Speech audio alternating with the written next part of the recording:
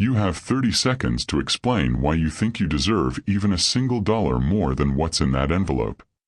Gina Anderson's hands trembled as she stared at the crumpled $10 bill sitting on the polished oak table. Around her, the Anderson family watched like predators satisfied with their kill. At the head of the table, Rebecca Anderson, her late husband's mother, smiled thinly, her lips pressed into a line that had never once softened for Gina in 7 years of marriage. Just 6 months earlier, Gina had believed grief might change them. That losing Stephen would remind them they'd all loved the same man. She'd been wrong about everything. Rebecca's voice cut through the silence, cold and precise. You were a phase, dear. A mistake my son made when he was lost and confused. But don't worry. We'll make sure Holly and Lily are raised properly. With the right influences. The words landed like stones. Gina felt her 3-year-old twins squirm in her lap, sensing the tension even if they couldn't understand it.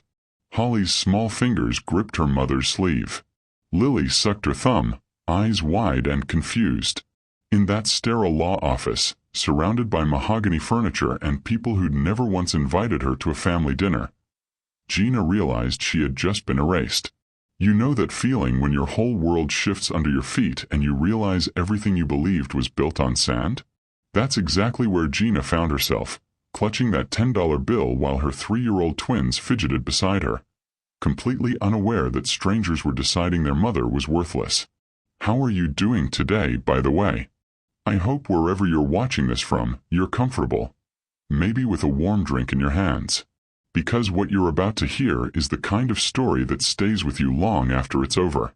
The kind that makes you believe that sometimes, just sometimes, justice really does win. Now, you might be wondering how a widow with 2 toddlers ends up holding a $10 bill as her entire inheritance from a man whose family owned half the commercial real estate in the county. You might be asking yourself what kind of people humiliate a grieving woman in front of her children. And you'd be right to wonder. Because what happened in that room wasn't just cruelty, it was calculated destruction. But here's what no one in that room knew. Not Rebecca, not the smug lawyer reading from the fake will, not the cousins and uncles who avoided Gina's eyes as they pocketed their checks. What none of them knew was that Stephen Anderson had been planning something for years. Something that would flip everything they believed about control and power completely upside down. Gina didn't know it yet either. But she was about to find out. Before we go deeper into what Stephen had really been doing, let me ask you something. Have you ever subscribed to a channel where every story leaves you completely speechless? Where you find yourself thinking about it days later? Well, you're in the right place. Hit that subscribe button right now, because what happens next in Gina's story will restore your faith in love, justice, and the power of planning ahead when you're up against people who think money makes them untouchable. Now, let me take you back to the beginning.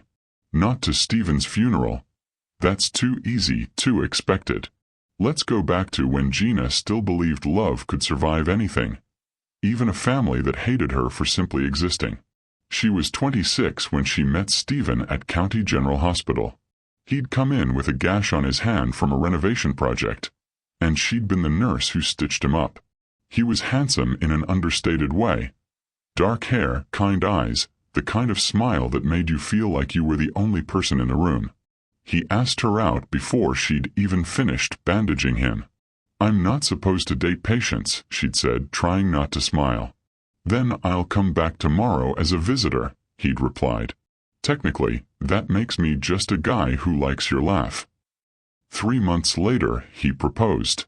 6 months after that, they were married at a small courthouse ceremony his family refused to attend. Gina had worn a simple white dress she'd bought on sale. Stephen had worn a suit and the biggest smile she'd ever seen. They didn't care about the empty chairs or the missing parents. They had each other, and that felt like enough. When Gina got pregnant with the twins, Stephen cried. Happy tears, the kind that made his whole face light up.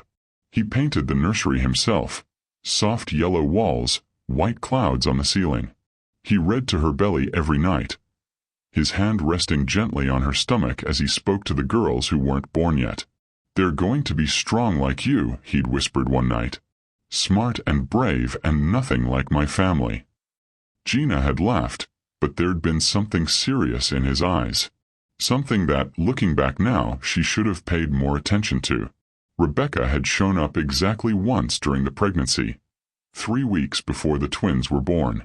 She'd stood in their small apartment living room, her gaze sweeping over the second-hand furniture and the modest decor with visible disdain. "You're raising my grandchildren here," she'd said, not even pretending to hide her disgust. "Stephen, this is beneath you. Beneath them." "This is our home, Mother," Stephen had said quietly. "And if you can't respect Gina, you're not welcome in it." Rebecca had left without another word. She didn't come to the hospital when Holly and Lily were born. She didn't send a card or a gift. For 3 years, she acted as if her son's family didn't exist, until the day Stephen collapsed at work from an undiagnosed heart condition and died before the ambulance even arrived. Then suddenly, Rebecca appeared.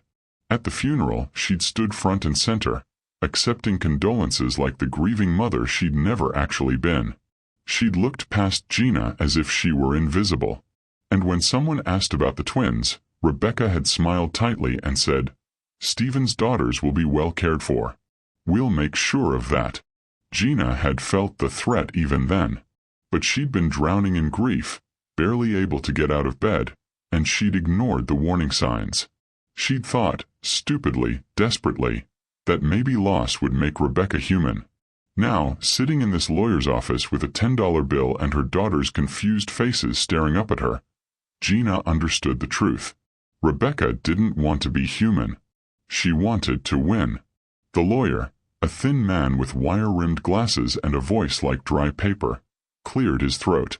"Mrs. Anderson, if you'll just sign here acknowledging receipt of your inheritance, we can conclude this meeting." Gina looked down at the paper. Her hands were shaking so badly she could barely hold the pen. "What about the house?" she heard herself ask. "Stephen's accounts? His share of the business?" Rebecca laughed. Actually laughed. "Dear girl, Stephen had nothing. Everything he had came from us. The house was in our name. His salary went into family accounts. He was always so careless with money. We had to manage everything for him." It was a lie. Gina knew it was a lie. Stephen had been meticulous, responsible, careful. But what could she say? What proof did she have? She signed the paper, picked up the $10 bill, stood up on legs that barely held her weight. "Come on, girls," she whispered to Holly and Lily. "Let's go home." Behind her she heard Rebecca's voice, smooth and satisfied. "This is what happens when people reach above their station. They fall. Hard." Gina didn't look back. She walked out of that office, her daughter's hands in hers, and tried to figure out how she was going to survive the next month, let alone the rest of their lives. She had no idea that 24 hours later, everything she thought she knew about Stephen's death, and his life, was about to change forever. Gina sat in her beat-up Honda Civic outside the law office for 20 minutes, watching other people walk past with their normal problems and regular Thursday afternoon lives. The twins had finally stopped crying, exhausted from the emotional chaos they couldn't understand but could definitely feel. Lily was sucking her thumb, something she only did when she was really scared. Holly kept patting Gina's shoulder with her tiny hand, whispering, "Mama, okay?" in that sweet voice that usually melted her heart. She needed to call someone. But who? Her parents had died in a car accident when she was 19. Her grandmother, the woman who'd raised her after that, had passed just 6 months before Gina met Stephen. Her few close friends from nursing school had drifted away during the exhausting years of pregnancy and new motherhood. Stephen had been her whole world, and his family had systematically isolated her from building any other connections. Looking back now, she could see how carefully they'd orchestrated her dependence. Every time she'd mentioned making mom friends at the park or joining a church group, Rebecca would find reasons why those people weren't suitable. "Oh honey, you don't want to get mixed up with that crowd. They're not our kind of people." Every time Gina suggested visiting her old friends, Stephen would suddenly need her for some family obligation that couldn't be postponed. She'd thought they were protecting her, including her, making her part of their world. Instead, they'd been cutting off every escape route. Gina pulled out her phone and scrolled through her contacts. The list was pathetically short. Stephen's number was still there, and seeing it made her chest tighten with fresh grief. She'd kept paying his cell phone bill just so she could call and hear his voicemail message sometimes. Pathetic maybe, but those 47 seconds of his voice saying, "Hey, you've reached Stephen. Leave a message and I'll get back to you," were the only thing that made her feel less alone. The $10 bill sat on her dashboard like evidence of her complete failure. $10 for 7 years of marriage. For giving Stephen 2 beautiful children. For loving him so completely that she'd never even looked at another man. For rebuilding his relationship with his father during those last months when the old man was dying of cancer. Her phone rang, startling her out of the spiral. Unknown number. "Hello. Mrs. Anderson, this is Ethan Liu. I was your husband's attorney." Gina's heart sank. Another lawyer calling to deliver more bad news. "I already met with the family attorney today. I know about the will. Ma'am, I think there's been some confusion. Could you tell me what happened at that meeting?" Something in his voice made her pay attention. Gentle but urgent, like a doctor who needed to know symptoms before he could help. "They gave me $10 and told me I have 30 days to get out of the house. Said Stephen signed everything over to them before he died." Silence on the other end. Then a sharp intake of breath. "Mrs. Anderson, I need you to listen to me very carefully. I was Stephen's personal attorney for the last 2 years of his life. Whatever you were told today, whatever papers you saw, they don't represent your husband's actual wishes. Can you meet me tomorrow morning? There are some things Stephen left specifically for you." Gina's hand started shaking again. "I don't understand." Harold Blackstone said he was Stephen's lawyer. He had official documents. Harold Blackstone represents the Anderson family interests. He always has. But Stephen came to me privately in 2021, and what he set up for you and your children is very different from what his family knows about. Mrs. Anderson, your husband was a lot smarter than they gave him credit for. The twins were getting restless in their car seats, and Gina could see people starting to stare at the woman crying in the parking lot. "Why should I believe you? How do I know this isn't another way to humiliate me?" "Because Stephen told me you'd ask exactly that question. He said to tell you that he never forgot the story about your grandmother's pearl necklace, the one she sold to pay for your mother's wedding dress, and how you'd always planned to buy it back someday." Gina's breath caught. She'd told Stephen that story exactly once, on their second date, when they were walking through the antique district downtown. She'd pointed to a pearl necklace in a shop window that looked like the one her grandmother had described, and the whole sad, beautiful story had spilled out. David had listened without saying a word, then squeezed her hand and said someday they'd find that exact necklace and bring it home where it belonged. She'd never told another living soul about that conversation. "Mrs. Anderson, are you still there?" "I'm here." Her voice came out as a whisper. "Can you meet me at 9 tomorrow morning? I'll come to you. Just tell me where." Gina looked at her children, at the $10 bill, at the law office where Stephen's family had just destroyed her life with smiles on their faces. Whatever this was, whatever Stephen had really done, it couldn't be worse than what she was facing now. "Do you know the McDonald's on Elm Street near the hospital?" "I do. I'll be there at 9. Mrs. Anderson, I want you to know that Stephen loved you very much. Everything he did to protect you and those babies. Tomorrow you'll understand just how much." After he hung up, Gina sat in the parking lot for another hour, trying to piece together the last 2 years of her marriage. Stephen had been secretive, yes, but she'd assumed it was about work stress or his family's constant criticism.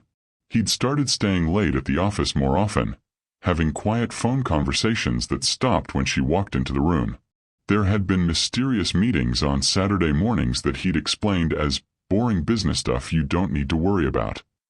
She remembered the night about 6 months before he died when she'd woken up to find him sitting at their kitchen table with a stack of papers spread out in front of him. Legal documents, financial statements, things that made no sense to her exhausted mommy brain. "What's all this?" she'd asked, wrapping her arms around his shoulders from behind. "Just making sure our future is secure," he'd said, covering the papers with his hands. "Go back to bed, baby. I'll be up in a few minutes." But he hadn't come to bed for hours. She'd fallen asleep to the sound of him making phone calls in hushed tones, and when she woke up the next morning, all the papers were gone. There had been other strange moments, too. The day he'd insisted on taking her to the bank to add her name to a safety deposit box she didn't know existed. The afternoon he'd spent teaching her how to access their online banking accounts, making her write down passwords and account numbers, just in case something ever happened. The week he'd suddenly become obsessed with making sure she had copies of all their important documents. Birth certificates, marriage license, insurance papers. "Stephen, you're starting to scare me," she'd said after he'd spent an entire Sunday organizing a fireproof filing box with duplicate copies of everything. "Are you sick? Is something wrong?" He'd pulled her close and kissed the top of her head. "Nothing's wrong, Gina. I just love you too much to leave anything to chance. My family has a way of making things complicated when they don't get what they want.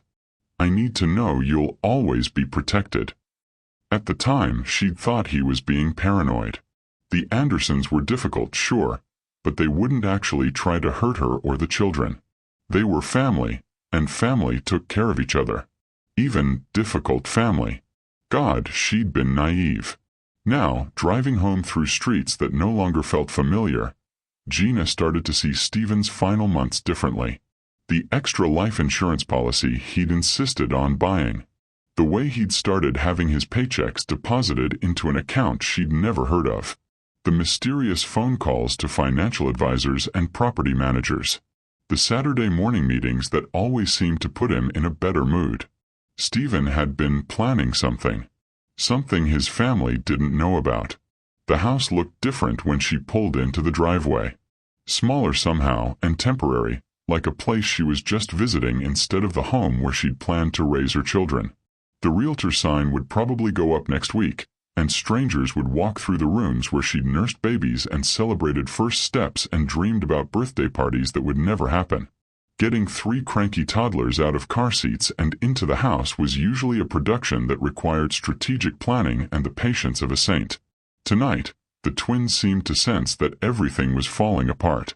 They clung to her legs while she fumbled with the front door key, and once inside, they refused to be put down even for a second. She made them peanut butter sandwiches for dinner because it was the only meal she could prepare while holding a child on each hip. They ate sitting on the living room floor, something that would have horrified Rebecca Anderson, but felt exactly right for their new reality. "Mama sad?" Lily asked, offering Gina half of her sandwich. "Mama's okay, baby. Everything's going to be okay." The lie tasted bitter in her mouth. But what else could she say? That their daddy's family hated them so much they'd stolen their home and their future? That she had no idea how she was going to buy groceries next week, let alone pay rent somewhere? That she was more scared than she'd ever been in her life? After the twins finally fell asleep in her bed, something else Rebecca would have disapproved of, Gina walked through the house Stephen had bought for their family. His office still smelled like his cologne. His coffee mug was still in the dishwasher where she'd left it 6 months ago, unable to bring herself to wash away the last evidence that he'd been there that morning. In the back of his desk drawer, behind old tax returns and warranty information for appliances they no longer owned, she found something she'd never seen before. A business card for Ethan Liu, attorney at law. Stephen's handwriting on the back said, "For Gina, when you're ready to know everything." Gina stared at that business card until the words blurred together. Tomorrow morning, she would learn what Stephen had really been doing during all those secret meetings and mysterious phone calls. Tomorrow she would discover whether her husband had actually left her with nothing, or whether the Anderson family had just made the biggest mistake of their lives. She tucked the card into her purse next to the $10 bill that was supposed to represent her entire worth. Then she climbed into bed with her 2 sleeping children and tried to remember what hope felt like. Outside, a black sedan drove slowly past the house. The driver made a phone call that lasted exactly 37 seconds, then disappeared into the night. Inside the house, Gina dreamed about pearl necklaces and small apartments where love had been enough, and her husband's voice promising that everything would be okay. She had no idea that across town, Ethan Liu was working through the night preparing documents that would change everything, or that the Anderson family was about to learn that Stephen had been playing a much longer game than any of them had imagined. But first, she had to make it through the longest night of her life. Gina arrived at the McDonald's 15 minutes early, partly because she hadn't slept, and partly because sitting in her house felt like waiting for the walls to cave in. The twins were surprisingly well behaved, probably sensing that today was important in ways they couldn't understand. She dressed them in their nicest outfits, the ones Stephen's family had bought for Christmas but never bothered to see them wear. At exactly 9 o'clock, a compact Asian man in his 50s walked through the entrance, scanning the restaurant until his eyes landed on Gina's table. Ethan Liu looked nothing like Harold Blackstone. Where Stephen's family lawyer was all expensive suits and intimidating authority, this man carried a worn leather briefcase and wore the kind of gentle expression that made you think of favorite teachers and trusted family doctors. Mrs. Anderson. He approached their table carefully, as if he understood that sudden movements might shatter what little composure she had left. "Thank you for meeting me." "These are my children," Gina said, partly as introduction and partly as warning. "Holly and Lily. If this is going to be more bad news, I'd rather you just tell me now before they get attached to another adult who's going to disappoint them." Ethan Liu smiled, and something about it reminded her of Stephen. Not the physical resemblance, but the way his whole face changed when he was genuinely happy. "Mrs. Anderson, I've been looking forward to meeting these two for a very long time. Your husband showed me pictures every time he came to my office. He was so proud of them." He pulled out his phone and showed her a photo she'd never seen before. Stephen holding both babies in the hospital, grinning like he'd just won the lottery. "He sent me this the day they were born. Said it was the best day of his life." Gina felt tears starting again and pushed them away.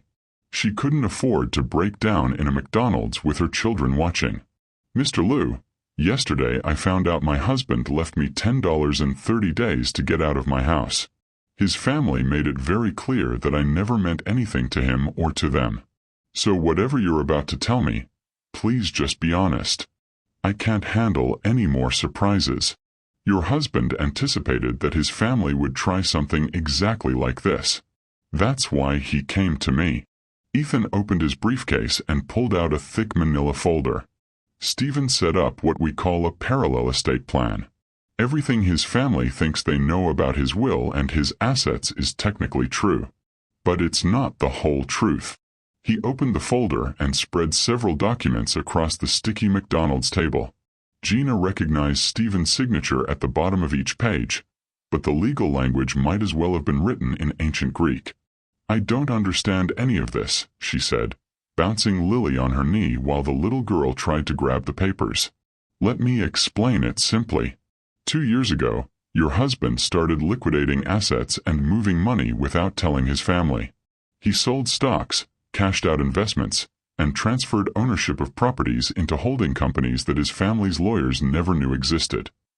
Ethan pulled out another document. "The house you're living in? It was never actually his to give away. He sold it to himself through a shell corporation and then leased it back. The family can kick you out of that house, but they can't touch the money he got for selling it to himself." Gina stared at him. "That sounds like fraud." "It's completely legal. Complicated, but legal. Your husband was a very smart man, Mrs. Anderson. He knew his family would never accept you or your children, and he knew they'd try to cut you out of his will if they had the chance. So he gave them exactly what they expected to control, while putting everything that actually mattered somewhere they couldn't reach." Holly dropped her chicken nugget and started crying, the kind of exhausted tantrum that meant nap time was long overdue. Gina picked her up automatically, her mind spinning with information she couldn't quite process. How much money are we talking about? Ethan consulted one of the documents.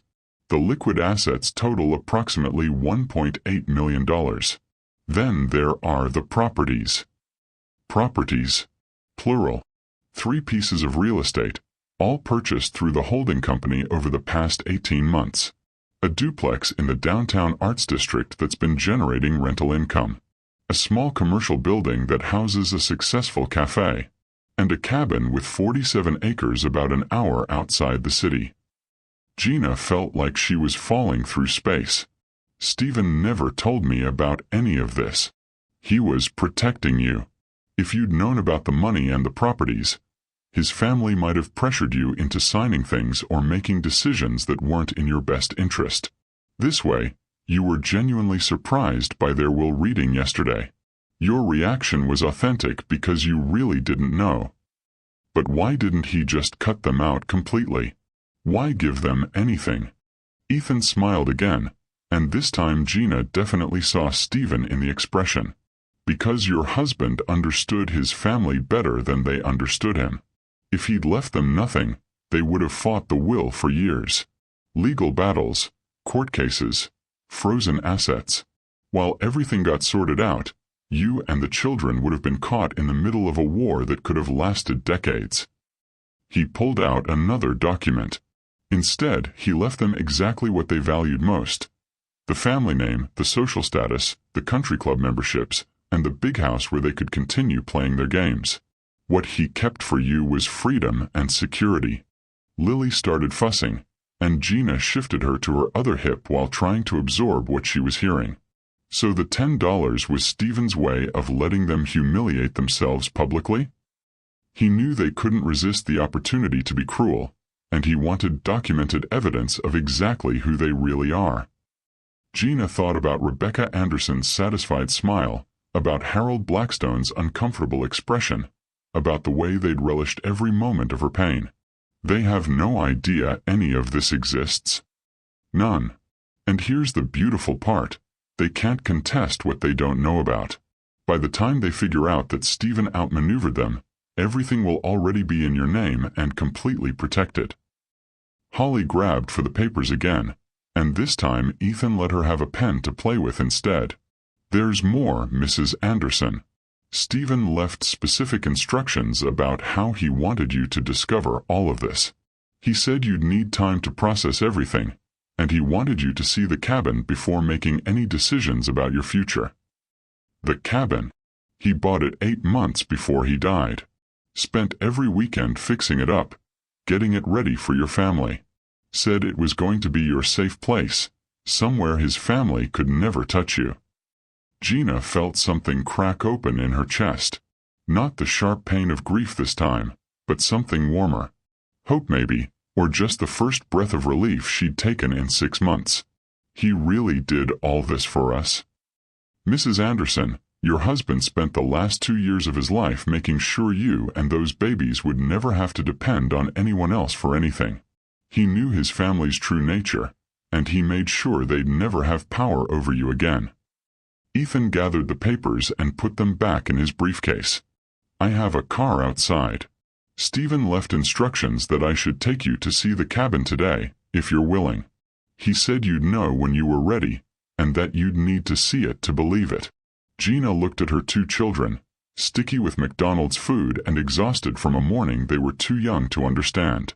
Then she looked at Ethan Liu, this stranger who somehow knew more about her husband's final wishes than she did. What if this is all too good to be true? What if I get my hopes up and it falls apart? Mrs. Anderson, I've been practicing law for 27 years. I've seen a lot of people try to take care of their families after death, and most of them make it complicated or conditional or dependent on other people's goodwill. Your husband didn't do any of that. He made it simple and absolute. You don't have to earn this or prove you deserve it. It's yours because he loved you. Outside the McDonald's windows, Gina could see a black sedan with tinted windows. Not menacing, just professional. Like the kind of car that took you to important meetings or life-changing appointments. The cabin is really ours. The deed is in your name. Has been for 6 months. Stephen was just waiting for the right time to show it to you. Gina thought about Stephen working late all those nights, about the mysterious Saturday meetings, about the way he'd hold her extra tight and whisper promises about their future. He hadn't been pulling away from their family during those final months. He'd been building them a foundation that no one could ever destroy. "Okay," she said, surprising herself with how steady her voice sounded. "Let's go see what my husband left for us." As they gathered up the children and headed for the door, Gina caught sight of her reflection in the restaurant's windows. Yesterday, she'd looked like a woman whose world had ended. Today, she looked like someone who was about to discover she'd been stronger than she knew all along. The black sedan was warm and comfortable, with car seats that Ethan had somehow acquired overnight. As they drove through the city streets and out toward the countryside, Gina realized this was the first time in 6 months that she felt like she was moving toward something instead of running away from disaster. Stephen had known this day would come. He'd known his family would try to destroy her. And he'd spent 2 years making sure they'd fail. Every secret meeting, every mysterious phone call, every late night with legal documents had been about protecting the life they'd built together. "How much further?" she asked as they turned onto a winding country road lined with oak trees. "About 10 more minutes," Ethan said. "Mrs. Anderson, there's something else Stephen wanted me to tell you when we got close. He said the cabin isn't just a place to live. It's your proof that love really is stronger than hate." Gina looked out at the rolling hills and felt something she'd almost forgotten existed. Peace. Not the fragile kind that could be shattered by a phone call or a legal document, but the deep, unshakable knowledge that she and her children were finally truly safe. What she didn't know was that back in the city, Rebecca Anderson was about to receive a phone call that would change everything. Or that by sunset, the entire Anderson family would be scrambling to figure out how Stephen had outsmarted them so completely. But first, Gina needed to see what love looked like when it was built to last forever. The cabin appeared around a bend in the road like something from a dream Gina had forgotten she'd ever had. White clapboard siding, wraparound porch, a small barn in the distance, and gardens that someone had been tending with obvious love. Not the sterile perfection of the Anderson family estate, but the kind of place where children could run barefoot and adults could breathe without permission. "This is ours," Gina whispered as Ethan parked in the gravel driveway. "Every acre, every building, every flower Stephen planted while he was getting it ready for you." The twins were wide awake now, pressing their faces against the car windows and pointing at the chickens pecking around the yard. Real chickens. Gina had grown up in the city and had never seen farm animals outside of petting zoos, but somehow the sight of them made her feel like she was coming home to a place she'd never been. Ethan helped her get the children out of their car seats, and they immediately took off running toward the porch, their earlier exhaustion forgotten in the excitement of wide-open spaces.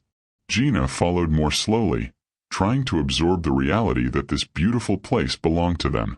The front door was painted sage green with a small wooden sign that read, "The Anderson Family Home," in Stephen's careful handwriting. Ethan handed her a key. "Everything inside is exactly as Stephen left it. He wanted you to discover it all on your own terms." The door opened into a living room that took Gina's breath away.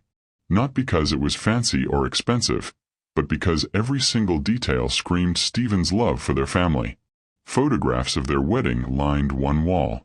A bookshelf filled with children's books sat next to a rocking chair positioned perfectly to catch the afternoon light.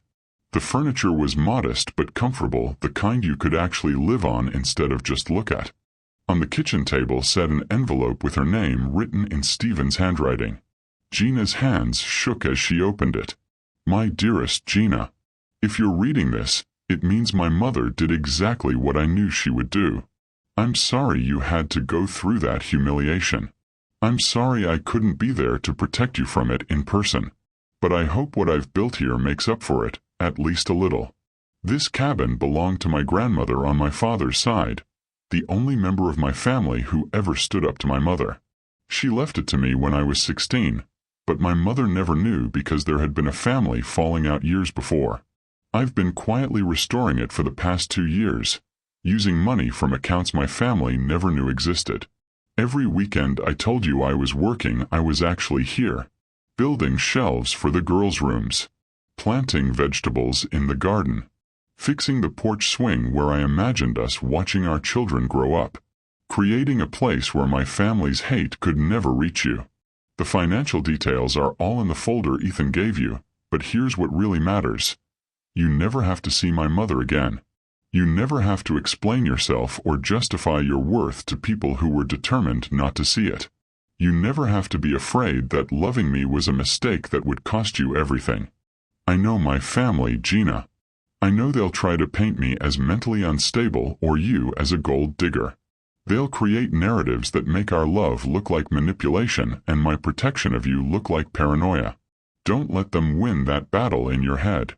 What we had was real, and this cabin is the proof.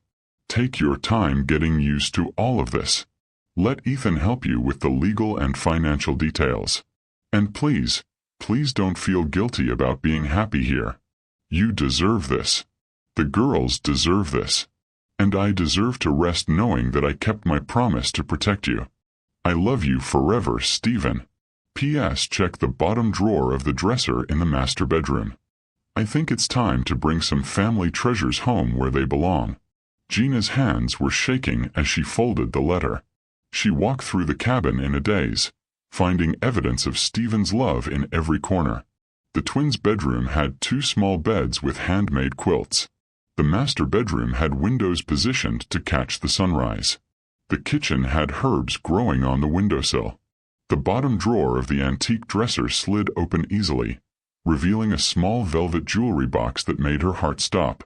Inside was her grandmother's pearl necklace. The real one. The exact one her grandmother had described, down to the small chip on the center pearl where Gina's great-grandfather had accidentally dropped it during their wedding reception. A note tucked into the lid explained everything. Found it in an estate sale in Richmond.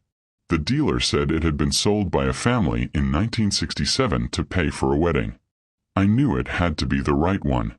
Welcome home, my love. While Gina sat on the bed crying over pearls and love letters, her children were discovering that their new home came with adventures around every corner. The barn had a loft perfect for hiding. The chicken coop produced actual eggs. And the vegetable garden was full of carrots they could pull right out of the ground.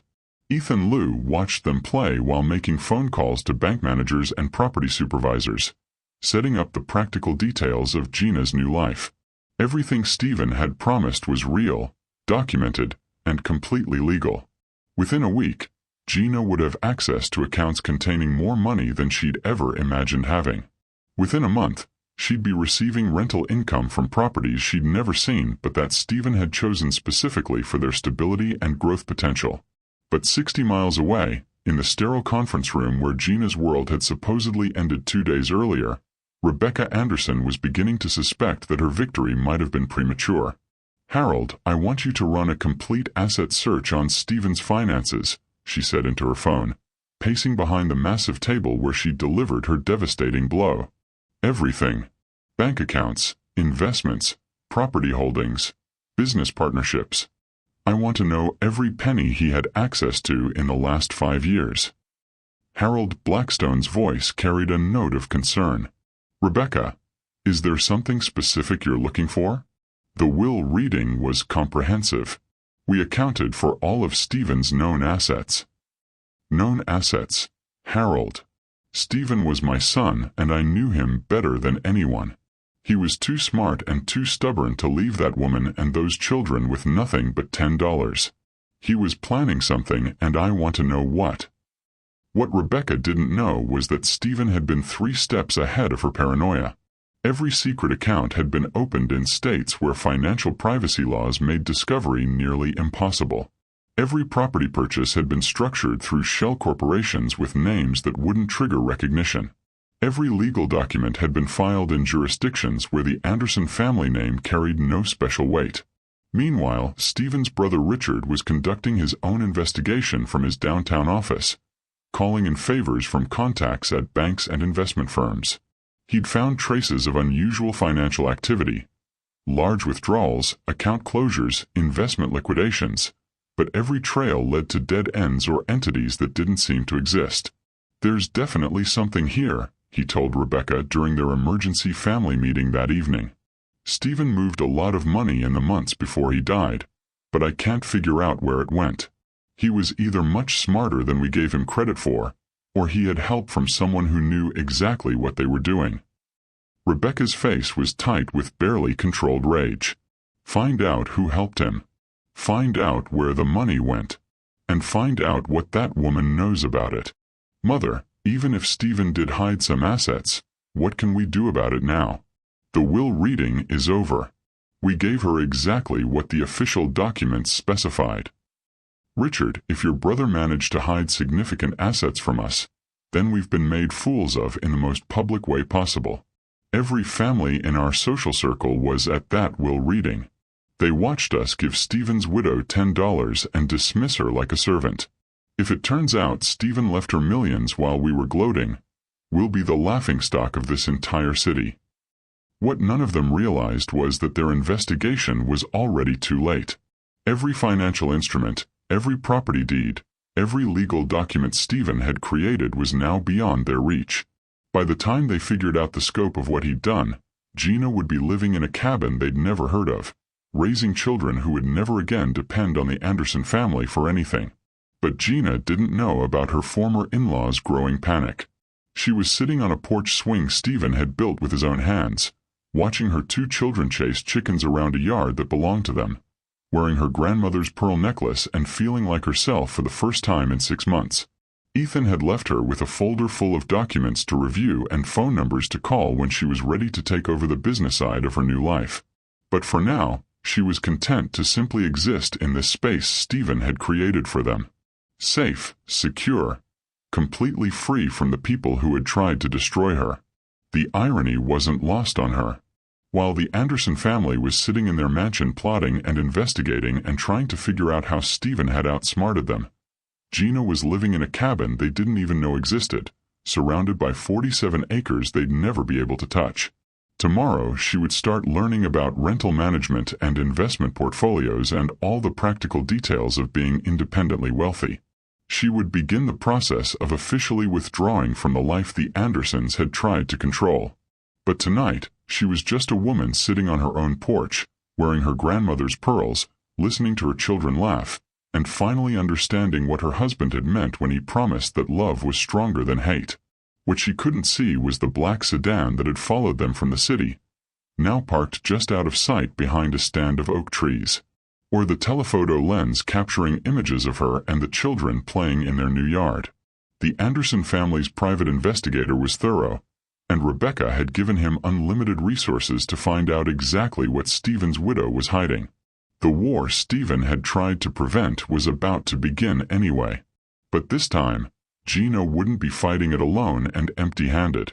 This time, she had everything she needed to win. Gina had been living in the cabin for exactly 1 week when she noticed the same car driving slowly past their property for the 3rd time in 2 days. A dark blue sedan with tinted windows that seemed to pause just a little too long at the end of their driveway before continuing down the rural road that led nowhere except to their cabin and 2 other houses. She was hanging laundry on the line Stephen had strung between 2 oak trees, watching the twins play in the sandbox he'd built near the kitchen window where she could always see them. For 7 perfect days, she'd been living in the fantasy that this was really their life now. Safe, private, untouchable. The phone calls from Ethan about bank accounts and rental properties had started to feel routine rather than surreal. She'd even begun to believe that maybe, just maybe, Stephen had actually managed to outsmart his family completely. The sedan appeared again as she was folding tiny shirts into the laundry basket. This time it stopped completely, and she could see someone in the passenger seat pointing a camera with a long lens directly at her house. Gina's blood went cold. She gathered the twins quickly, hustling them inside with promises of afternoon snacks and cartoons, but her hands were shaking as she locked the door behind them. From the kitchen window, she watched the car sit there for another 10 minutes before finally driving away. Her phone rang 20 minutes later.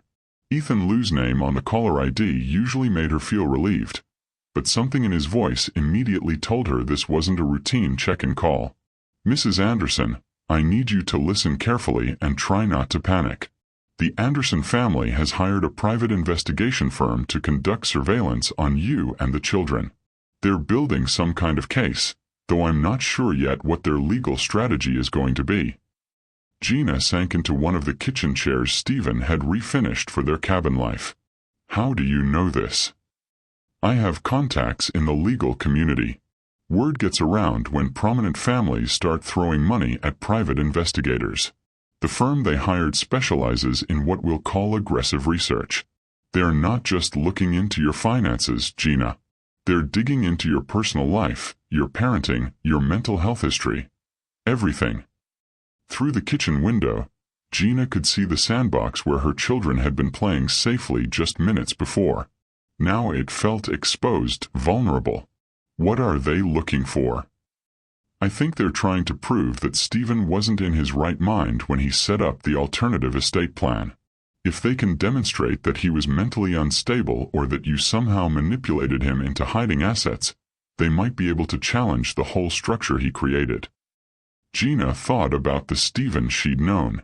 Brilliant, loving, completely devoted to their family. That's ridiculous. Stephen was the sanest person I ever met. You and I know that. But grief can make people desperate, and the Anderson family has unlimited resources to make desperate look legitimate. There's more, Gina. I got a call this morning from Harold Blackstone. The family is requesting a formal investigation into Stephen's mental state during the last 2 years of his life. They're claiming he showed signs of depression, paranoia, and uncharacteristic behavior. What kind of uncharacteristic behavior? Secretive financial decisions, isolation from family, obsessive focus on protecting you and the children from imaginary threats. They're painting his love for you as a kind of mental illness. Gina felt the cabin kitchen spinning around her. Can they do that? Can they take away everything Stephen left us? It's going to be difficult for them, but not impossible. The legal structure Stephen created is solid, but if they can prove he wasn't competent when he created it, or if they can demonstrate that you somehow coerced him, Ethan's voice trailed off, leaving the implications hanging in the air. "I never coerced Stephen into anything. I didn't even know about any of this until you told me. I believe you completely. But Gina, they're not going to stop at questioning Stephen's mental state. If they can't prove financial manipulation, they'll go after your fitness as a mother." The words hit Gina like a physical blow. "What do you mean?" Think about it from their perspective. They've just discovered that Stephen left you nearly $2 million and multiple properties. Their $10 humiliation backfired spectacularly, and now they look like fools. But if they can prove that you're an unfit mother, they could petition for custody of the children and control of their inheritance until they reach adulthood. Gina's vision blurred with panic. "They can't take my children. Those children are everything to me. They're going to try to find evidence that you can't provide adequate care. The private investigator is documenting everything. How often you leave the house, who you talk to, whether the children appear properly supervised and cared for. They're looking for any sign of neglect, mental instability, or poor judgment." From the living room, Gina could hear the twins playing with blocks, their innocent laughter a sharp contrast to the nightmare being described over the phone. Holly was teaching Lily to stack them higher while both girls giggled at their wobbly tower. They had no idea that strangers were trying to find reasons to take them away from the only parent they had left. "Ethan, what do I do? How do I protect them?" "First, we document everything. Every interaction with the children, every meal, every activity, every sign that they're healthy and happy and well cared for. Second, we get ahead of this investigation instead of just reacting to it. And third, we prepare for the possibility that this is going to get much uglier before it gets better." Gina walked to the living room where her children were building their block tower. They looked up at her with Stephen's eyes and her grandmother's smile, completely trusting that Mommy would keep them safe no matter what. The weight of that trust felt crushing. "There's something else," Ethan continued. "I did some research into the private investigation firm they hired, Morrison and Associates. They don't just gather information, Gina. They specialize in creating narratives that support their clients' goals. If they can't find evidence of unfitness, they're very good at making normal parenting decisions look suspicious." "What does that mean?" "It means they might twist the fact that you're living on a cabin into evidence that you're isolating the children from proper socialization. They might claim that your grief over Stephen's death has made you mentally unstable. They could even argue that your decision to leave the city shows poor judgment and instability." Gina felt the walls of her beautiful cabin closing in. "So Stephen's gift to us becomes evidence against us?" "Potentially. Gina, I want you to understand what we're really dealing with here. This isn't just about money anymore. The Anderson family has realized that Stephen made them look foolish, and they're not going to let that stand. They have the resources to wage a legal war that could last years." Through the kitchen window, Gina saw another car driving slowly past the property. This one was white with a different license plate, but the same deliberate pace and obvious interest in their home. "They're watching us right now," she said into the phone. "I know. Gina, I need you to be very careful about everything you do over the next few weeks. Don't give them anything they can use against you. Don't lose your temper. Don't make any decisions that could be interpreted as impulsive. And document everything related to the children's care and well-being." Gina looked at her two babies playing happily in the home their father had created for them and felt something inside her chest crack apart. Not the clean break of sudden grief, but the slow, devastating realization that their war with the Anderson family was just beginning. "Ethan, can they win? Can they actually take my children and Stephen's money?" The silence on the other end of the phone lasted too long. "Gina, I'm going to do everything in my power to protect you and those children. Stephen's legal structure is sophisticated and well documented. But the Anderson family has resources we can't match, and they're playing for keeps." After Ethan hung up, Gina sat in her cabin kitchen and tried to figure out how her week of perfect happiness had turned into her worst nightmare. The rental income that had seemed like financial freedom now felt like evidence of unearned wealth. The beautiful isolation of the cabin now felt like proof of antisocial behavior. The love letters Stephen had left her could be twisted into evidence of his mental instability. She walked through the house Stephen had prepared for their family, seeing it now through the eyes of investigators looking for flaws. The childproofing could be interpreted as obsessive paranoia. The remote location could be seen as inappropriate for raising children. Even the chickens in the yard could be twisted into evidence of unsanitary living conditions. That evening, as she tucked the twins into the bed Stephen had built for them, Gina made a decision that would have surprised the grief-stricken woman who'd sat in Harold Blackstone's office with $10 and a broken heart. If the Anderson family wanted a war, she'd give them one. But this time, she wouldn't be fighting alone and defenseless. She had Stephen's money, Stephen's legal protections, and Stephen's unshakable belief that their family was worth protecting. More importantly, she had two children who deserved to grow up knowing their father had loved them enough to move mountains to keep them safe. The Andersons were about to learn that Gina Anderson was a lot stronger than the broken widow they'd tried to humiliate. What she didn't know was that across town, Rebecca Anderson was holding photographs of Gina and the children playing in their cabin yard, planning a legal strategy that would make their earlier cruelty look like kindness.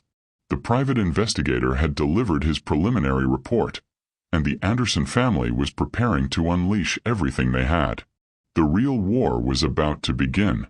3 weeks after Gina thought she'd found safety, Child Protective Services knocked on her cabin door at 7 in the morning while she was making breakfast for the twins. 2 social workers with clipboards and cameras, flanked by a sheriff's deputy who looked like he'd rather be anywhere else in the world. "Mrs. Anderson, I'm Sandra Fleming from CPS. We've received reports of potential neglect and unsafe living conditions. We need to conduct an immediate welfare check on Holly and Lily Anderson." Gina's coffee mug slipped from her hands and shattered on the kitchen floor. The twins, who'd been eating pancakes and giggling about the shapes they could make with syrup, suddenly went quiet. 3-year-olds might not understand the words, but they could sense danger in the way adults moved and spoke. "I don't understand. My children are perfectly fine. They're healthy and happy and well cared for." Sandra Fleming consulted her clipboard with the kind of professional detachment that made Gina's skin crawl. "We've received documentation suggesting otherwise. Anonymous reports of children being left unsupervised, inadequate nutrition, unsafe living conditions, and a parent showing signs of mental instability." "That's ridiculous. Look at them." Gina gestured toward her children, who were indeed the picture of healthy, well-loved toddlers, clean clothes, bright eyes, the kind of confident happiness that comes from knowing you're completely secure in your parents' love. But the social workers were already moving through the cabin with their cameras, documenting everything. The wooden stairs Stephen had built became a safety hazard. The farm animals outside became unsanitary conditions. The remote location became inappropriate isolation for developing children. Every choice Stephen had made to create a safe, loving environment for his family was being reframed as evidence of Gina's incompetence. "Mrs. Anderson, we're going to need to place the children in temporary protective custody while we complete our investigation," Sandra Fleming announced after 20 minutes of photographing normal family life. Gina felt the world tilt sideways. "You can't take my children. They're not in any danger. This is their home. Ma'am, please don't make this more difficult than it needs to be. The children will be placed with appropriate family members while we sort this out." What family members? But even as Gina asked the question, she knew. The Anderson family had orchestrated this entire nightmare, and now they were positioning themselves as the concerned relatives willing to step in and protect Stephen's children from their unfit mother. Within 2 hours, Gina was standing in her empty cabin, watching her children drive away in a CPS van. Holly had been crying and reaching for her through the window. Lily had gone silent in the way she did when she was overwhelmed. Both girls had screamed, "Mama! Mama!" until the van disappeared around the bend in the road. The house that had felt like salvation now felt like a tomb. The twins' toys were still scattered in the living room where they'd been playing when the social workers arrived. Their breakfast plates were still on the kitchen table, syrup slowly congealing on half-eaten pancakes. Gina called Ethan, but his phone went straight to voicemail. She called the CPS office, but Sandra Fleming was unavailable. She even swallowed her pride and called Harold Blackstone's office, but his secretary informed her that Mr. Blackstone was not available to take calls regarding ongoing family matters. For 6 hours, Gina sat in her kitchen and tried to figure out how she'd gone from having everything to losing the only things that mattered. The money Stephen had left her suddenly felt meaningless. The beautiful cabin felt like a prison. The financial security that was supposed to protect them had become evidence of her unfitness as a mother. At 4 o'clock, Ethan finally called back. His voice sounded tired and defeated in a way that immediately told Gina the news was going to be worse than she'd imagined. "Gina, I'm so sorry. I've been in emergency meetings all day trying to figure out how to stop this, but the Anderson family has been planning this for weeks. The CPS investigation was triggered by a formal petition they filed claiming you're mentally unstable and financially exploiting Stephen's memory." "Where are my children, Ethan?" "They've been placed with Rebecca and Richard Anderson temporarily. The court order specifies that you can have supervised visitation twice a week for 2 hours each time." Gina's knees gave out. She slid down the kitchen cabinet until she was sitting on the floor where her coffee mug had shattered that morning. "Supervised visitation for my own children? Gina, there's more. They've also filed an emergency injunction freezing all the assets Stephen left you. They're claiming that the money and properties were obtained through fraudulent means and that you're not legally entitled to any of it until a full investigation can be completed." "How can they freeze money that's legally mine?" "Because they've raised questions about Stephen's mental competence when he created the estate plan. They have a psychiatrist who's willing to testify that Stephen's behavior in his final months showed signs of severe depression and paranoid delusions. They're claiming he wasn't capable of making rational financial decisions. Gina thought about Stephen building the chicken coop, planting the vegetable garden, installing the swings in the oak tree. Every action had been deliberate and loving, but she could see how a hostile interpretation could twist those same behaviors into evidence of mental illness. They're also questioning the timing of your marriage and pregnancy, Ethan continued. They're building a narrative that you deliberately targeted Stephen because of his wealth, isolated him from his family, and manipulated him into believing they were threats to your children. I was a nursing assistant when we met. I didn't even know Stephen had money until after we were married. I know that. You know that. But Gina, they've hired a team of lawyers whose job is to create doubt about everything. They've found experts willing to testify that your relationship showed classic patterns of financial manipulation. They've documented every penny Stephen spent on your family and framed it as evidence of your control over him. Gina crawled across the kitchen floor to where her purse sat on the counter and pulled out the $10 bill that had started this nightmare. The money that was supposed to be her inheritance now felt like prophecy. Maybe she really was only worth $10. Maybe the Anderson family had been right about her all along.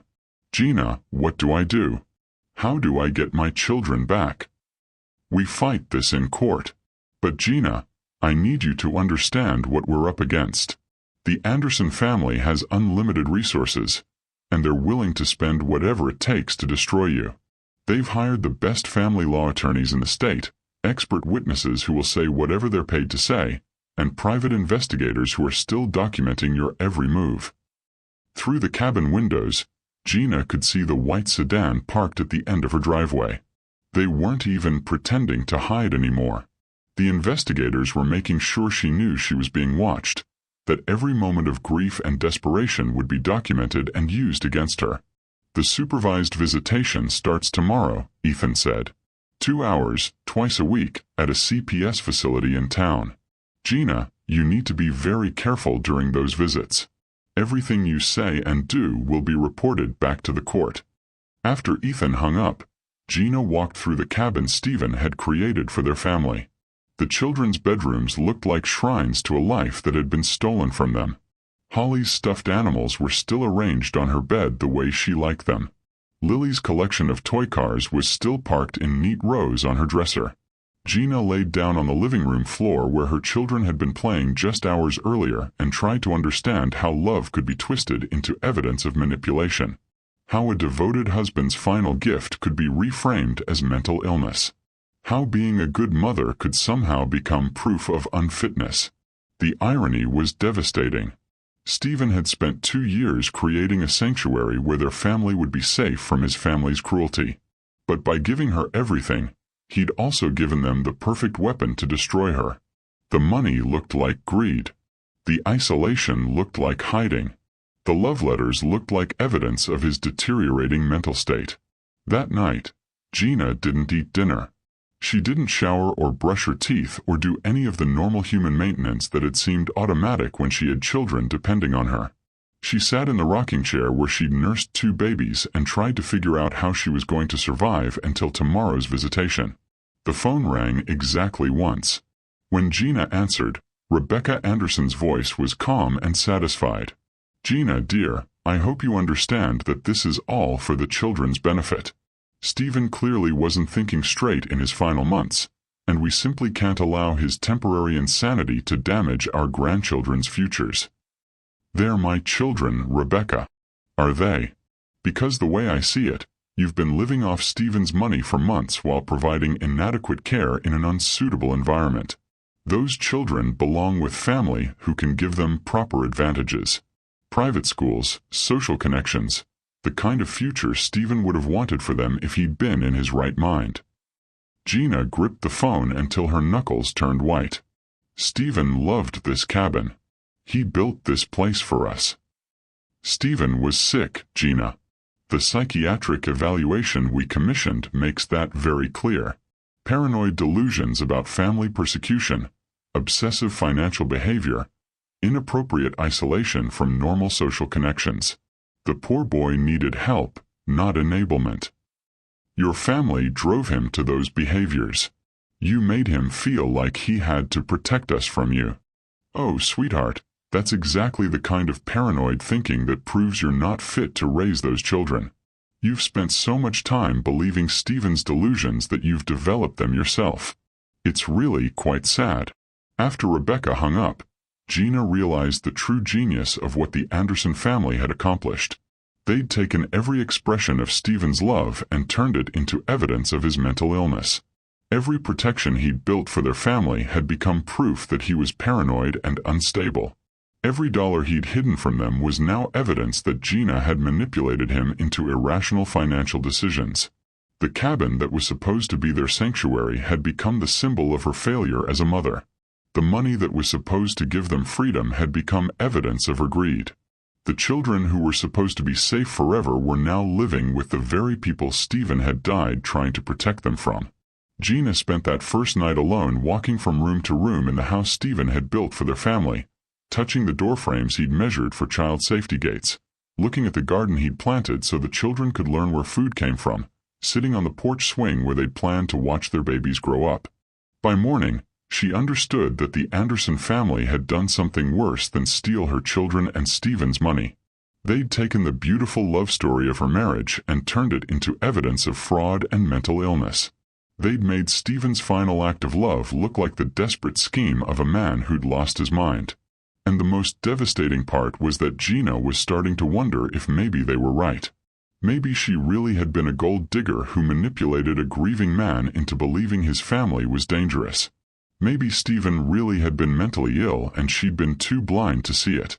Maybe those children really would be better off with people who could give them private schools and social connections instead of a cabin where they played with chickens and ate carrots from the garden. Standing in her empty kitchen, looking at the breakfast plates that were still sitting on the table, Gina felt something inside her break completely. Not the sharp crack of sudden loss, but the slow, complete collapse of a person who'd finally been convinced that maybe she really wasn't worth more than $10 after all. The CPS Visitation Center smelled like industrial disinfectant and broken dreams. Gina sat in a sterile room with plastic chairs and educational posters about proper parenting, waiting for her 2-hour window with the children she'd raised from birth. A social worker named Janet sat in the corner with a clipboard, ready to document every interaction between Gina and her own babies. When they brought the twins in, Gina's heart shattered all over again. In just 4 days they'd changed. Holly's confident smile was gone, replaced by the cautious expression of a child who'd learned that the world wasn't safe anymore. Lily wouldn't make eye contact, and her thumb was raw from constant sucking. Both girls ran to Gina and clung to her legs, sobbing like their hearts were broken. "Mama, I want to go home," Holly whispered into her jeans. "I don't like the big house. The lady is scary and she says Daddy was sick."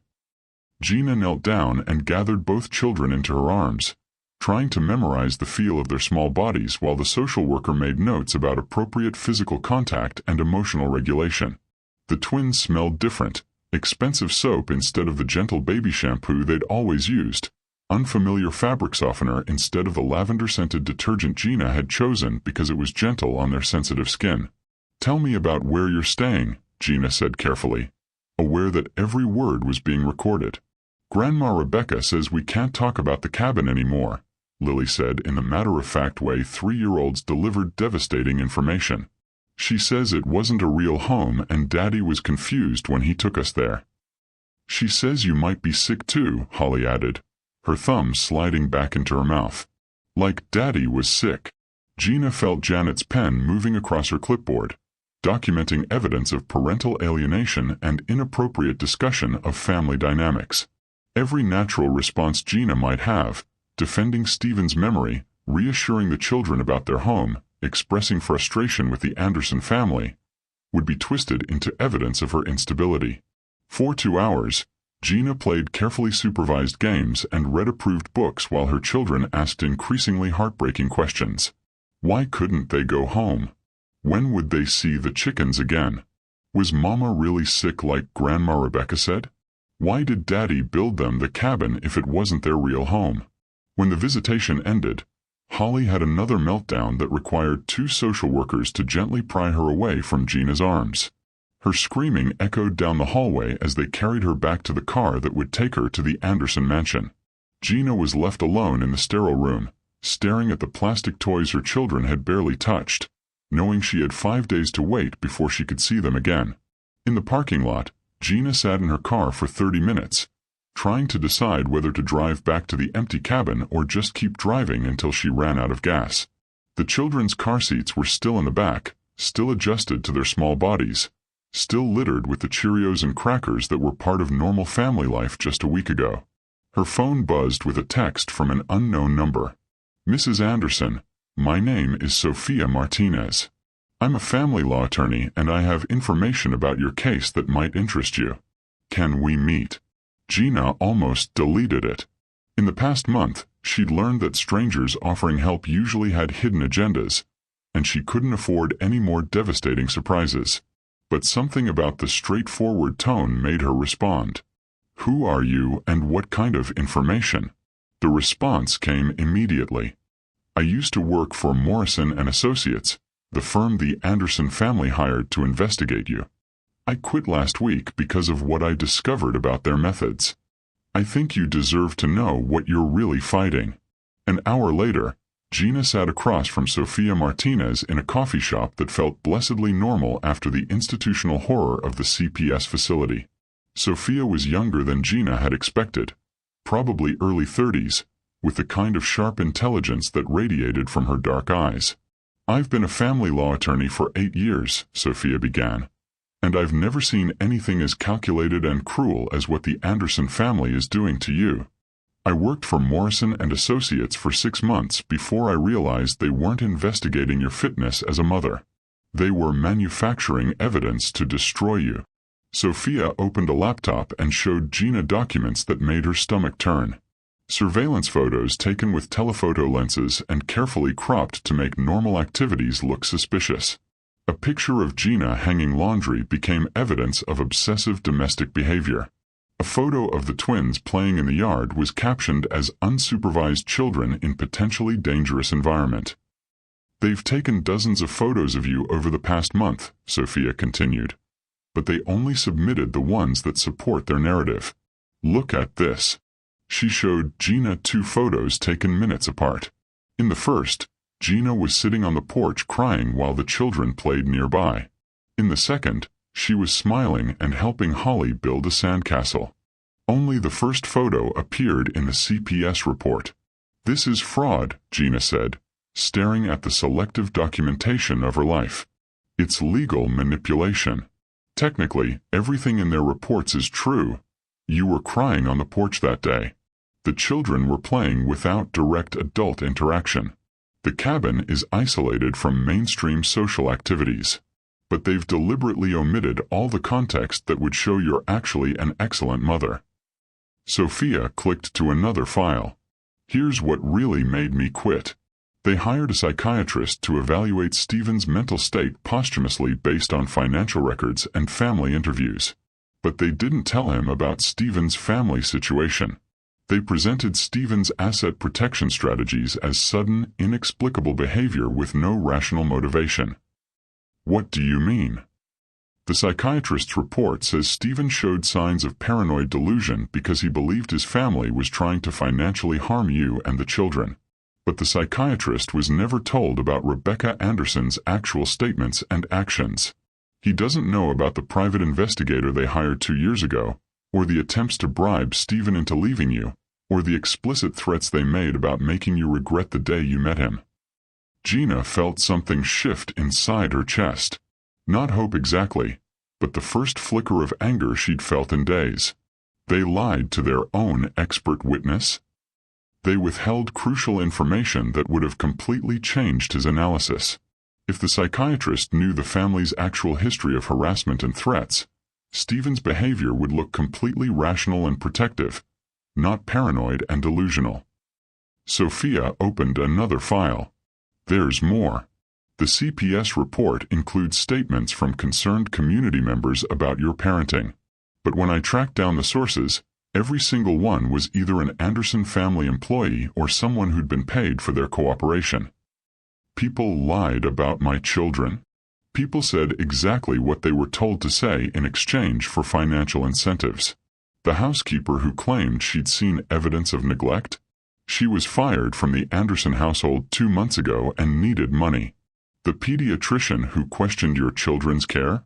He's been trying to get a position at the hospital where Rebecca Anderson sits on the board. Gina stared at the evidence of systematic manipulation and felt something she hadn't experienced in weeks. Rage. Clean, powerful fury at people who would destroy children's lives to protect their own egos. Sophia, why are you telling me this? Why risk your career to help someone you don't even know? Because I have children too. And because what they're doing to your family is evil. Gina, you're not fighting a custody battle or a financial dispute. You're fighting a coordinated campaign to gaslight you into believing you're an unfit mother so they can steal Stephen's children and his money. Sophia closed the laptop and leaned across the coffee shop table. I know you feel defeated right now. I know they've convinced you that maybe you really don't deserve those children or that money. But Gina, I've seen the real evidence. I've watched hours of surveillance footage they didn't include in their reports. You're not just a good mother. You're an extraordinary one. Those children adore you, and they're suffering every day they're separated from you. What can I do? They have unlimited money and legal resources. You fight back with the truth. I have copies of everything. The manipulated evidence, the paid witness statements, the psychiatric report based on false information. We expose their fraud publicly and completely. Gina thought about Holly's raw thumb, about Lily's missing smile. She thought about Stephen working late into the night to build legal protections that were supposed to keep their family safe forever. She thought about the cabin where her children had been happy and secure, now sitting empty while strangers convinced them their father had been mentally ill. If I fight this and lose, they'll make sure I never see my children again. Gina, if you don't fight this, you'll lose them anyway. The Anderson family isn't planning to give them back when you prove your fitness. They're planning to keep them permanently and raise them to believe their father was sick and their mother was a gold digger who nearly destroyed their lives. Sophia reached across the table and took Gina's hands. You have a choice to make. You can accept their narrative and disappear quietly, or you can fight back with everything you have.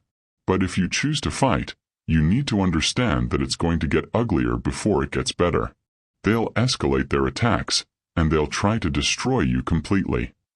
Gina looked out the coffee shop window at the parking lot where she'd sat countless times with Stephen, planning their future and their children's education and the kind of family they wanted to build together. She thought about the pearl necklace sitting in her empty cabin, proof that some family treasures could survive generations of separation and find their way home again. Sophia, if we expose what they've done, what happens to my children? We get them back. All of them permanently. And we make sure the Anderson family never has the power to threaten your family again. Gina made her choice sitting in that coffee shop, surrounded by the normal sounds of people living normal lives with their normal problems. She chose to stop believing that she was worth $10. She chose to stop accepting that Stephen's love had been mental illness. She chose to fight for the life her husband had died trying to protect. What do we do first? Sophia smiled, and for the first time in weeks, Gina smiled back. First, we document everything they've done wrong. Then we file emergency motions to get your children back immediately. And then we make sure everyone in this city knows exactly who the Anderson family really is. Gina thought about Stephen's final letter, about his promise that love was stronger than hate. Maybe he'd been right after all. But sometimes love had to get angry before it could win. The Anderson family's annual charity gala was the social event of the season. 500 of the city's most influential people gathered in the grand ballroom of the Riverside Hotel to celebrate the family's generous contributions to child welfare and family stability. The irony wasn't lost on Gina as she watched from across the street, wearing the black dress Stephen had bought her for their last anniversary and her grandmother's pearl necklace. Are you ready for this? Sophia asked, checking her phone for the final confirmation from their media contacts. Once we walk through those doors, there's no going back. Gina thought about her children, now entering their third week in the Anderson mansion, being slowly convinced that their mother was unstable and their father had been mentally ill. She thought about Stephen's letter, about his promise that love was stronger than hate, and about the cabin sitting empty while strangers decided whether she deserved to be a mother. "I'm ready." Sophia had spent 2 weeks building their case with the precision of a military operation. The manipulated evidence, the paid witness statements, the psychiatric evaluation based on false information. Everything was documented, verified, and ready for public presentation. But more importantly, she'd uncovered something that would destroy the Anderson family's credibility completely. The security guard at the gala entrance looked uncertain when Gina approached with Sophia and 3 other attorneys, along with reporters from 2 major newspapers and the local TV station. This wasn't the kind of event that welcomed unexpected guests, especially ones who looked like they were bringing trouble. "Ma'am, this is a private function. I'll need to see your invitation." "We're here on legal business," Sophia said, handing him official court documents. "Mrs. Anderson has been granted emergency access to confront evidence of fraud and perjury related to her custody case." The security guard made a hurried phone call while Gina walked past him into the ballroom where Stephen's family was celebrating their triumph over the woman who'd briefly threatened their legacy. The scene was exactly what she'd expected. Crystal chandeliers, designer gowns, and the kind of carefully orchestrated elegance that money could buy but love couldn't. Rebecca Anderson stood near the stage, accepting congratulations from other wealthy families about her brave decision to protect her son's children from an unstable situation. Richard Anderson worked the crowd, playing the concerned uncle who'd stepped in to save his brother's legacy from a woman who'd clearly manipulated a grieving man. Gina had been at events like this before, back when Stephen was alive and she'd tried to fit into his family's world. She'd always felt like an outsider, tolerated but never accepted. Tonight she felt like something entirely different. Not an outsider begging for acceptance, but someone with the power to expose everything they'd built their reputation on. The moment Rebecca spotted Gina across the ballroom, her champagne glass nearly slipped from her perfectly manicured fingers. She whispered something urgent to Harold Blackstone, who immediately began making his way toward Gina with the kind of aggressive purpose that suggested he planned to have her removed before she could cause a scene. "Mrs. Anderson," Harold's voice carried a warning as he approached with 2 security guards. "This is a private event. You need to leave immediately." "Actually, Mr. Blackstone, I think everyone here would be very interested in what I have to say." Gina's voice carried clearly across the ballroom, and conversations began to die as people turned to see what was happening, especially since this gala is celebrating the Anderson family's commitment to child welfare. Sophia stepped forward, holding a thick folder of documents. "Ladies and gentlemen, I'm Sophia Martinez, representing Gina Anderson in her custody case.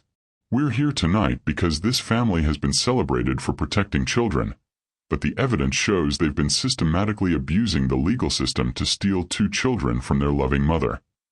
The ballroom fell silent except for the soft clink of crystal glasses being set down on tables. Gina could see faces she recognized from Stephen's funeral. People who'd whispered their condolences while secretly agreeing that she didn't belong in their world. Rebecca Anderson moved toward the stage microphone with a kind of controlled urgency that suggested she planned to regain control of the situation. "Ladies and gentlemen, I apologize for this disruption. Mrs. Anderson is clearly having some kind of episode, which sadly supports our concerns about her mental stability." "Is she?" Sophia opened her folder and projected the first document onto the large screens that had been displaying photos of the family's charitable work. "Because according to your own private investigator surveillance footage, Gina Anderson is actually an exemplary mother whose only crime was being loved by a man who saw through your family's cruelty." The screen filled with photos that Morrison and Associates had taken but not included in their report. Gina reading bedtime stories to 2 attentive children. Gina teaching the twins to feed chickens with gentle patience. Gina bandaging a scraped knee with the kind of tender care that couldn't be faked or performed.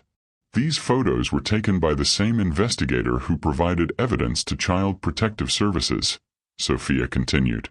But somehow, These images of loving, attentive parenting didn't make it into their report. Instead, they submitted carefully cropped photos designed to make normal parenting look suspicious. Gina watched Rebecca's face change as the truth began to unfold publicly. The confident smile faltered, replaced by the kind of panic that comes when carefully constructed lies start collapsing. Sophia clicked to the next display. Here's the psychiatric evaluation used to declare Steven Anderson mentally incompetent. The psychiatrist concluded that Steven showed signs of paranoid delusion because he believed his family was trying to harm his wife and children. But here's what the psychiatrist wasn't told. The screen filled with documents Gina had never seen before. Email chains between Rebecca and Harold Blackstone discussing the problem of Steven's inappropriate marriage. Financial records showing payments to private investigators hired to gather evidence of the woman's unsuitability. Recorded phone conversations where family members discussed strategies to make her regret the day she met our son. The psychiatrist who evaluated Steven's mental state was never shown evidence that his family actually was plotting against his wife and children, Sophia announced to the increasingly uncomfortable crowd. Steven Anderson wasn't paranoid.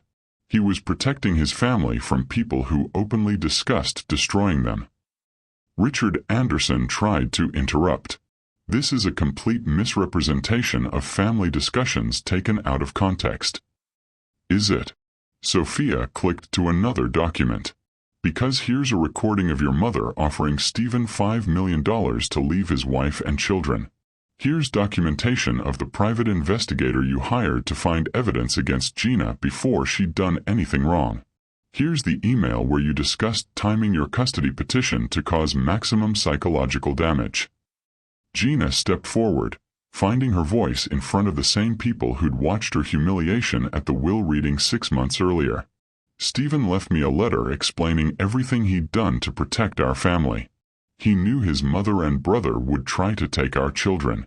He knew they'd twist his love into evidence of mental illness. He spent 2 years building legal protections because he understood exactly who they were. The ballroom erupted in whispered conversations as people began to understand the scope of what they were witnessing. These weren't family disputes or misunderstandings. This was documented fraud, perjury, and systematic abuse of the legal system. Rebecca Anderson grabbed the microphone with desperate fury. Steven was my son, and I knew him better than anyone. This woman manipulated him into believing we were threats to his children. She isolated him from his family and convinced him to hide assets that rightfully belonged to the Anderson legacy. Did I? Gina's voice carried across the ballroom without amplification, powered by 6 months of grief and rage finally finding their target. Because according to your own investigator surveillance, I spent Steven's final months taking care of 2 babies while working double shifts at the hospital. When exactly did I have time to manipulate anyone? Sophia clicked to the final presentation. Here's what really happened. Steven Anderson discovered his family was planning to contest any will that included his wife and children. So he created legal protections to ensure his family's security. Every document was reviewed by multiple attorneys. Every financial decision was carefully planned and completely legal. The only fraud in this case was committed by the people standing on that stage. The silence in the ballroom was deafening. Gina could see the faces of people who tolerated her because of Steven but never accepted her as worthy of their social circle. Now they were seeing exactly who had been unworthy all along. Harold Blackstone made one last attempt to control the damage. These are serious allegations that need to be properly investigated through legal channels, not aired at a charity event. You're absolutely right, Sophia agreed. Which is why copies of everything we've presented tonight have already been submitted to the State Bar Association, the District Attorney's Office, and Child Protective Services. Mr. Blackstone, you'll be receiving notice of ethics violations and potential criminal charges within the week. Gina looked directly at Rebecca Anderson, the woman who'd handed her $10 and told her that's all she deserved.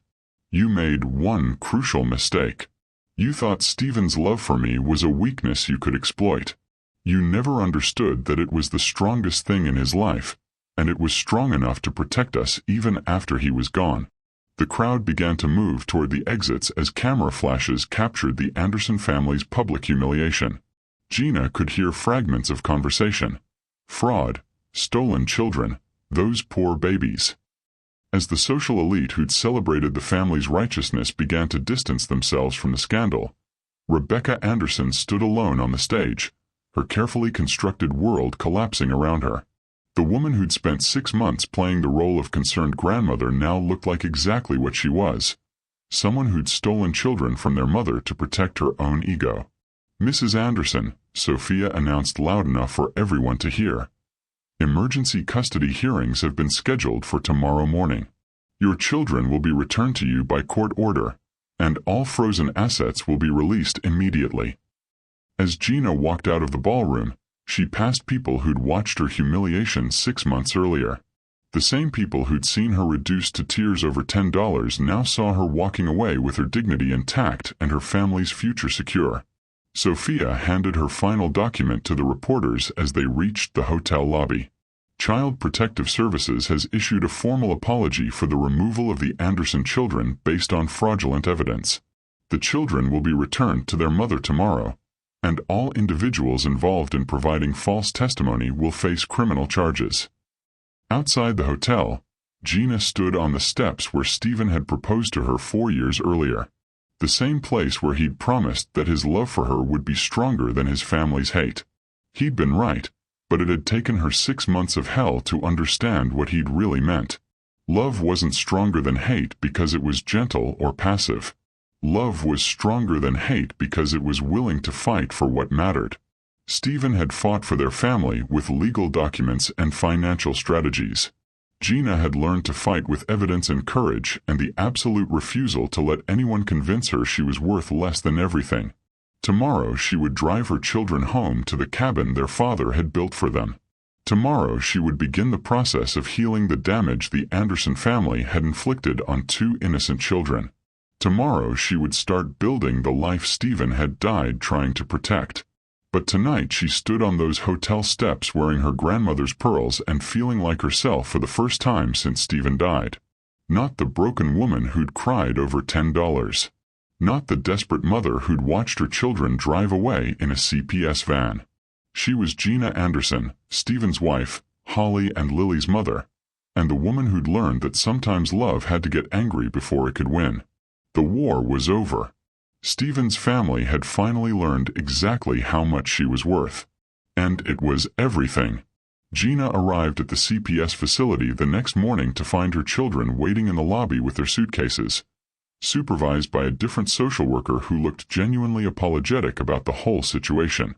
The twins' faces lit up when they saw her, and this time, no one stopped them from running straight into her arms. "Mama, are we going home to the cabin?" Holly asked, her thumb finally out of her mouth for the first time in 3 weeks. "Yes, baby. We're going home and we're never leaving again." The drive back to the cabin felt like traveling through a different world than the one she'd left a month earlier. The same winding country roads, the same oak trees, the same views that had seemed like freedom before and prison during the custody battle. But now everything looked different through the lens of complete victory. Sandra Fleming, the social worker who'd taken her children away, had personally delivered the official closure documents that morning. All charges dropped. All concerns withdrawn. Formal apology issued. The investigation had revealed what Sophia's evidence had proven, that every allegation against Gina had been manufactured by people with financial motives to lie. "Mrs. Anderson," Sandra had said, unable to meet Gina's eyes, "I want you to know that in 15 years of social work, I've never seen a case where the evidence was so deliberately manipulated. What happened to your family was unconscionable." Gina had simply nodded and signed the papers that restored her parental rights completely. Within a week, Gina had access to accounts containing more money than she'd ever imagined having. Within a month, she'd be receiving rental income from properties Stephen had chosen specifically for their stability and growth potential. But the consequences for the Anderson family rippled through their carefully constructed social world like an earthquake. Harold Blackstone lost his law license and faced criminal charges for knowingly presenting fraudulent evidence. The private investigation firm Morrison and Associates was shut down by the state, with several employees facing charges for fabricating witness statements. Rebecca and Richard Anderson faced their own legal reckoning. The Bar Association opened investigations into their conspiracy to defraud the court system. The charity organizations they'd supported publicly distanced themselves from the family name. The social circle that had celebrated their protection of Stephen's children now whispered about their calculated cruelty. But the most satisfying consequence was the simplest one. They'd lost completely and publicly. The woman they'd dismissed as worthless had outmaneuvered them using their own evidence against them. The children they'd tried to steal were back where they belonged, and the money they'd tried to claim was forever beyond their reach. Sophia had become more than Gina's attorney. She'd become a friend, someone who understood exactly what kind of strength it took to fight people with unlimited resources and win.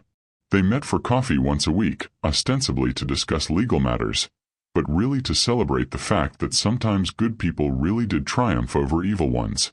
"The civil suits are going to be interesting," Sophia said during one of their meetings 6 weeks after the gala. "Between the emotional damages, the fraudulent removal of the children, and the financial harm they caused, you're looking at substantial compensation." Gina stirred her coffee and watched through the window as her children played in the restaurant's small playground. They were laughing and arguing and acting like normal 3-year-olds again, the trauma of their separation already fading in the resilient way of childhood. "I don't want their money," Gina said. "I want them to never be able to hurt another family the way they tried to hurt us. The criminal prosecutions will take care of that.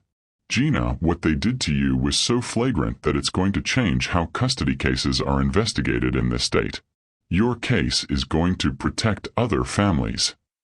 Gina thought about other women who might face what she'd faced, the systematic dismantling of their credibility, the weaponization of their love for their children, the careful construction of legal fraud designed to steal everything that mattered. If her nightmare could prevent other families from going through the same hell, then maybe Stephen's final gift was even bigger than she'd realized. The cabin had become everything Stephen had envisioned when he'd bought it in secret and spent weekends preparing it for his family. The twins had space to run and explore, gardens where they could learn about growing food, animals they could care for and love. Gina had converted one of the outbuildings into a small clinic where she provided nursing care for other farming families in the area, work that felt meaningful in ways her hospital job never had. On weekends, Sophia brought her own children to visit, and the cabin filled with the sounds of children playing and adults planning futures that no one could steal from them. The isolation that the Anderson family had tried to paint as evidence of Gina's unfitness had become exactly what Stephen had intended. A sanctuary where his family could grow and thrive without interference from people who measured worth in money and social status. Gina had framed Stephen's final letter and hung it in their bedroom next to a photo of him building the chicken coop with the twins helping by handing him nails and getting in his way. Every morning she read his promise that love was stronger than hate, and every evening she looked around at their life and knew he'd been absolutely right. The rental properties Stephen had purchased generated enough income that Gina never had to worry about money again. But more importantly, they'd been chosen in neighborhoods where her involvement could make a real difference. She'd started scholarship programs for nursing students, particularly those from families who couldn't afford traditional college expenses. She'd funded after-school programs in communities where working parents needed safe places for their children. The $10 bill that had started this entire nightmare was now framed in her kitchen next to a photo of the Anderson family's public humiliation at the charity gala. Not as a symbol of bitterness, but as a reminder of how much her worth had changed once she'd learned to see herself through Stephen's eyes instead of theirs. 1 year after the custody battle ended, Gina stood in the cabin kitchen making birthday pancakes for the twins' 4th birthday party.